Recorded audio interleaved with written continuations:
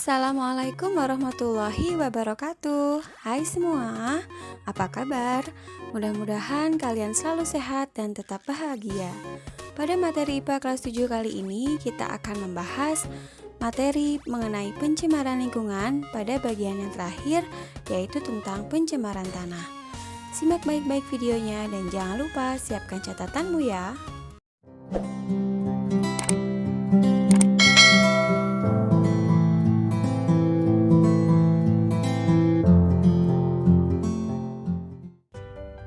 Ketika suatu zat berbahaya atau beracun telah mencemari permukaan tanah, maka pasti dapat menguap, tersapu air hujan, dan atau masuk ke dalam tanah.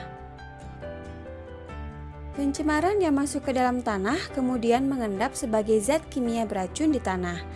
Zat beracun di tanah tersebut dapat berdampak langsung pada kehidupan manusia ketika bersentuhan atau dapat mencemari air tanah dan udara di atasnya.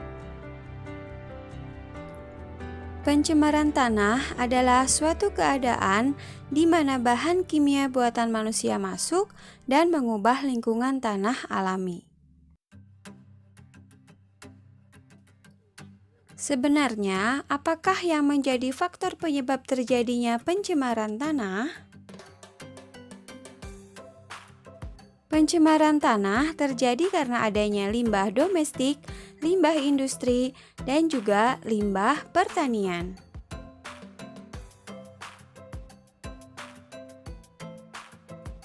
Limbah domestik dapat berupa limbah padat maupun limbah cair. Limbah padat dapat berupa senyawa anorganik seperti plastik, serat, keramik, kaleng bekas, serta bekas bahan bangunan.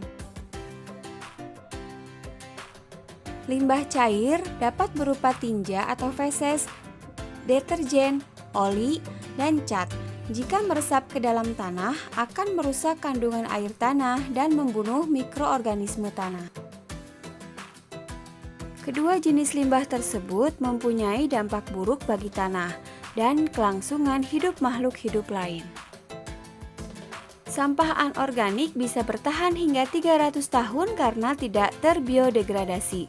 Hal ini menyebabkan lapisan tanah tidak dapat ditembus oleh akar tanaman dan tidak tembus air. Peresapan air dan mineral yang dapat menyuburkan tanah hilang dan jumlah mikroorganisme di dalam tanah pun berkurang. Akibatnya tanaman sulit tumbuh bahkan mengalami kematian karena kekurangan makanan.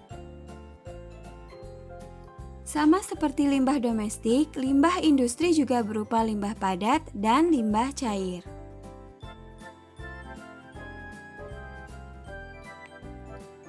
Limbah padat merupakan hasil buangan industri berupa padatan lumpur dan bubur yang berasal dari proses pengolahan. Misalnya, sisa pengolahan pabrik gula, pulp, kertas, rayon, plywood, serta pengawetan buah, ikan, dan juga pengawetan daging. Limbah industri berupa limbah cair, misalnya sisa-sisa pengolahan industri logam dan kimia lainnya. Hg, Zn, Pb, dan Cd yang merupakan zat yang dihasilkan dari industri pelapisan logam sangat beracun terhadap mikroorganisme. Jika meresap ke dalam tanah, akan mengakibatkan kematian mikroorganisme penyubur tanah. Limbah yang terjadi karena penggunaan pupuk sintetik yang berlebihan justru akan merusak struktur tanah. Akibatnya, kesuburan tanah berkurang dan tidak dapat ditanami jenis tanaman tertentu karena hara tanah berkurang. Penggunaan pestisida yang berlebihan secara terus-menerus juga akan mengakibatkan hama tanaman kebal terhadap pestisida tersebut. Dampak pencemaran tanah terhadap kesehatan tergantung pada tipe polutan, jalur masuk ke dalam tubuh, dan kerentanan populasi yang terkena.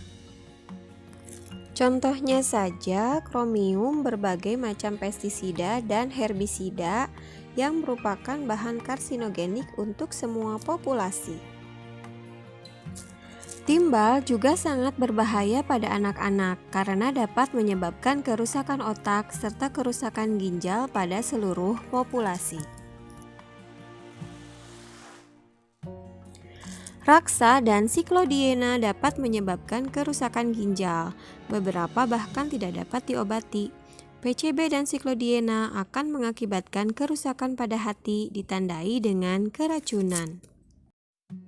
Berbagai pelarut yang mengandung klorin merangsang perubahan pada hati dan ginjal serta penurunan sistem saraf pusat. Lalu ada beberapa macam dampak kesehatan yang tampak seperti sakit kepala, pusing, letih, iritasi mata, dan ruam kulit. Pada dosis yang besar, pencemaran tanah dapat juga menyebabkan kematian. Pencemaran tanah juga dapat memberikan dampak terhadap ekosistem. Perubahan kimiawi tanah yang radikal dapat timbul dari adanya bahan kimia beracun dan berbahaya, bahkan pada dosis yang rendah sekalipun. Perubahan ini dapat menyebabkan perubahan metabolisme dari mikroorganisme endemik dan arthropoda yang hidup di lingkungan tanah tersebut. Akibatnya, perubahan ini dapat memusnahkan beberapa spesies primer dari rantai makanan. Dampak pada pertanian terutama perubahan metabolisme tanaman yang pada akhirnya dapat menyebabkan penurunan hasil pertanian. Cara penanggulangan pencemaran tanah. Ada dua cara utama yang dapat dilakukan apabila tanah sudah tercemar, yaitu remediasi dan bioremediasi. Remediasi adalah kegiatan untuk membersihkan permukaan tanah yang tercemar. Ada dua jenis remediasi tanah, yaitu in situ dan ex situ. Pembersihan in situ adalah pembersihan di lokasi, sedangkan pembersihan ex situ adalah pembersihan di luar lokasi pencemaran. Bioremediasi adalah proses pembersihan pencemaran tanah dengan menggunakan mikroorganisme, yaitu jamur dan bakteri. Salah satu mikroorganisme yang berfungsi adalah jamur, vesikular, arbuskular, mycorrhiza. Akhir kata, mari kita lestarikan lingkungan dengan cara menjaga kebersihan. Semoga ilmu yang Ibu bagikan bermanfaat. Wassalamualaikum.